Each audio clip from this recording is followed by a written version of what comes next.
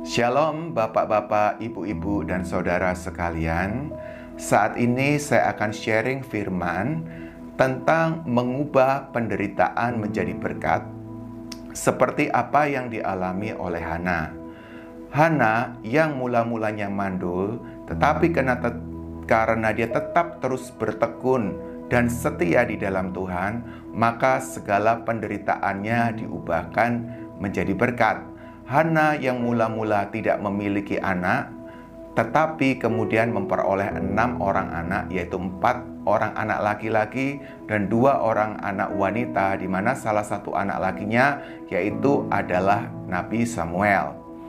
Ada 3 hal yang dilakukan oleh Hana untuk mengubah penderitaan menjadi berkat, di mana kita bisa meneladaninya dan mengaplikasikannya di dalam kehidupan sehari-hari. Yang pertama adalah tekun mencari Tuhan. Setiap tahun Hana datang beribadah ke rumah Tuhan, dan pada saat Hana datang beribadah di rumah Tuhan, maka madunya Penina selalu menyakitinya.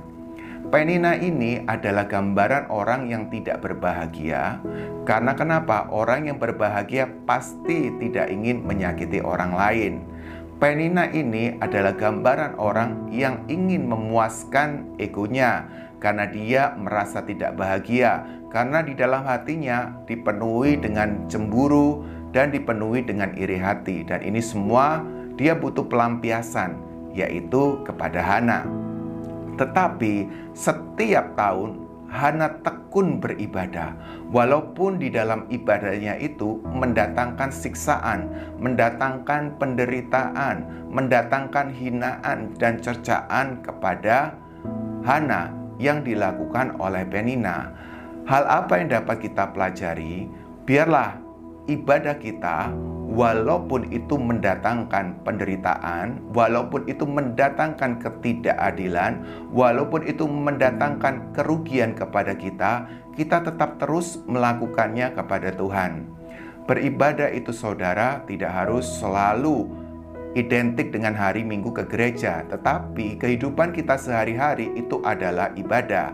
Sehingga pada saat kita berfungsi sebagai suami, sebagai istri, sebagai anak, sebagai pengusaha, sebagai karyawan, sebagai pemilik toko, maupun sebagai pengerja. Dan karena kita ingin melakukan kebenaran, maka kita harus menderita kerugian, maka kita harus menderita hinaan, maka kita harus menderita ketidakadilan dan bahkan disalahartikan oleh orang lain. Tetapi jika kita melakukannya untuk Tuhan, maka itu dapat dikatakan bahwa kita tekun beribadah mencari Tuhan, karena kita melakukannya untuk menyenangkan hati Tuhan. Walaupun itu mendatangkan kerugian bagi kita, walaupun itu menyiksa jiwa kita, walaupun itu menyakiti jiwa dan hati kita.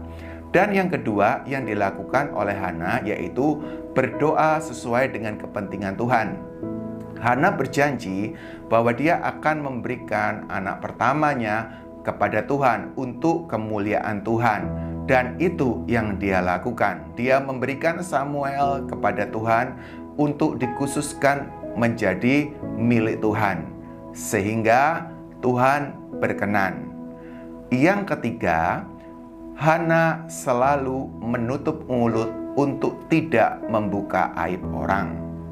Di sini yang kita pelajari, biarlah pada saat kita menderita, pada saat kita mengalami ketidakadilan, pada saat kita mengalami perlakuan yang tidak mengenakan, kita tetap menutup mulut kita dari segala perkataan yang membuka aib atau celah orang lain.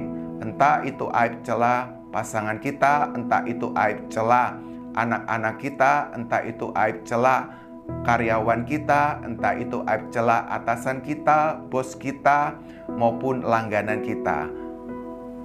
Sehingga Tuhan berkenan. Karena pada saat Hana berdoa di hadapan Tuhan, di depannya ada Imam Eli, Hana disalahartikan sebagai seorang yang mabuk. Karena Hana mencurahkan isi hatinya dengan mulut yang cuma bergerak-bergerak tanpa mengeluarkan kata-kata, sehingga Imam Eli tidak bisa mendengarnya. Dikiranya bahwa Hana adalah seorang yang lagi mabuk. Jadi saudara, ada 3 hal penting yang bisa kita lakukan untuk mengubah setiap penderitaan kita menjadi berkat. Yang pertama yaitu tekun mencari Tuhan, berdoa sesuai keinginan dan kepentingan Tuhan. Dan yang ketiga, menutup mulut untuk tidak membuka aib orang. Tetap terus semangat saudara, tetap setia di dalam Tuhan, karena di dalam Tuhan tidak ada yang mustahil dan Tuhan berkuasa mengubahkan kehidupan kita, mengubahkan segala penderitaan kita menjadi berkat. Terima kasih, Tuhan Yesus memberkati.